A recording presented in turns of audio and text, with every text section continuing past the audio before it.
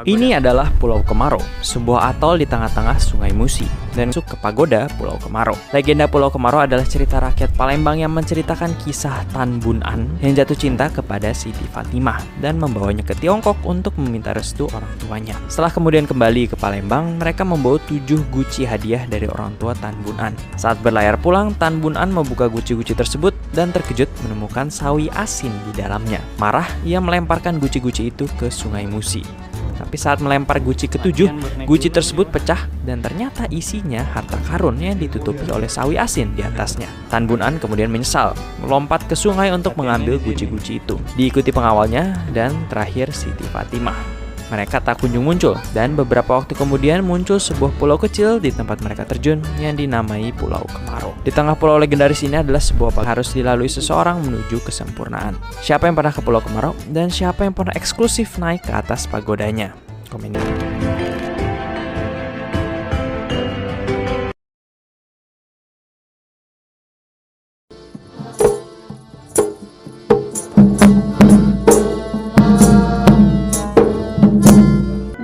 adalah seni drama tradisional yang berasal dari Palembang, Sumatera Selatan.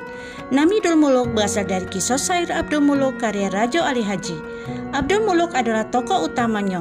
Kisah niki digawak ke Palembang oleh wong Palembang keturunan Arab namanya Wan Bakar yang kemudian baca ke syair tersebut di rompoknya.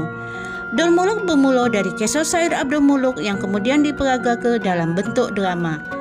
Dul Muluk punya salam pembuka yang cindo berupa nembang serta tarian yang disebut beremas. Dul Muluk punya sifat khas yang bedakannya dengan drama tradisional lainnya, cak beremas atau salam penghormatan berupa nembang serta tarian. Selain itu, Dul Muluk juga nyampaikan pesan moral serta konten-konten Islam melalui pertunjukannya. Dul Muluk tidak baik ngetop di Palembang, tapi juga berkembang di pepintenan dusun lian di Sumatera Selatan, cak pemulutan, organ eler, serta muara ini. Makniki dinten, Dul Muluk malah digawike oleh pepintenan wangsa di Palembang serta pemulutan. Peran juru masyarakat, Dul Muluk berfungsi sebagai hiburan, media pendidikan serta pembangun solidaritas wangsa.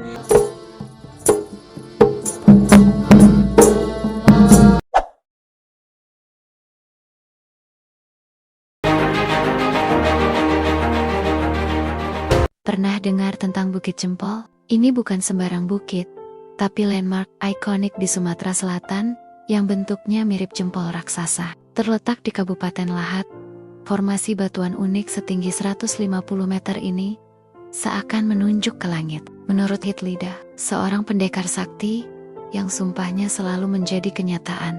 Keajaiban alam ini menjadi bukti betapa kayanya Indonesia akan cerita dan pesona.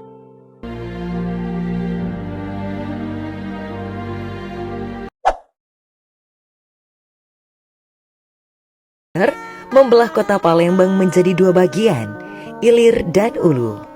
Kedua bagian tersebut dihubungkan oleh jembatan Ampera yang merupakan ikon Palembang. Sejak zaman Kerajaan Sriwijaya hingga sekarang, sungai ini terkenal dengan sarana transportasi utama bagi masyarakat. Sungai Musi yang memiliki 9 sungai besar dikenal dengan Batang Hari 9. Sungai-sungai tersebut yaitu Sungai Kelingi. Selain di Lubuk Linggau, sungai ini juga mengalir di Kabupaten Musirawas. Sungai Beliti mengalir dari daerah Kabupaten Empat Lawang dan bermuara di Beliti. Sungai Lakitan berada di Kecamatan Terawas, Kabupaten Musirawas, bermuara di Sungai Musi. Nama sungai ini dijadikan nama kecamatan di perbatasan Kabupaten Musi Banyu Asin. Sungai Rawas yang mengalir dari kota Lubuk Linggau ke Kabupaten Musirawas Utara.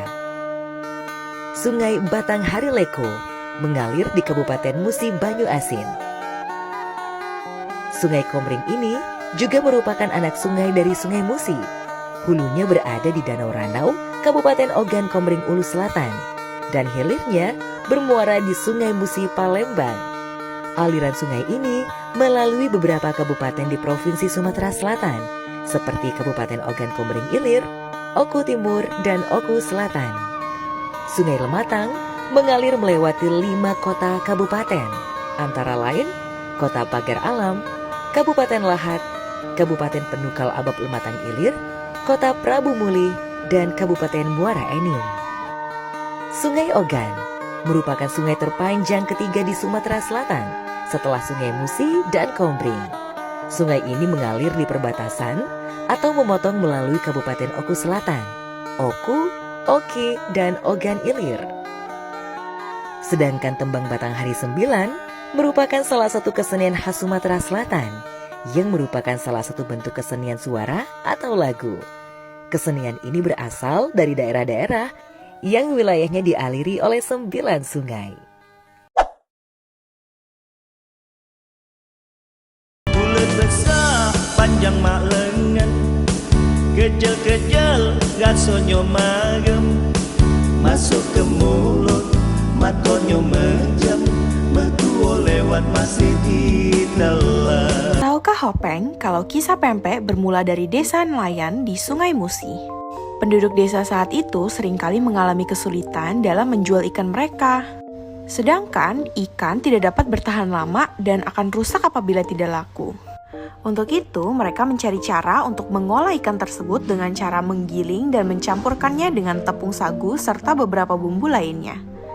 Adonan ikan tersebut kemudian direbus dalam air mendidih dan lahirlah sebuah metode baru dalam mengolah ikan agar dapat bertahan lama dalam sajian pempek. Makanan ini konon berasal dari kata ape atau dalam dialek Melayu artinya kakek atau orang tua. Hal ini mengacu pada sosok nenek moyang yang pertama kali mengembangkan resep pempek di desa tersebut.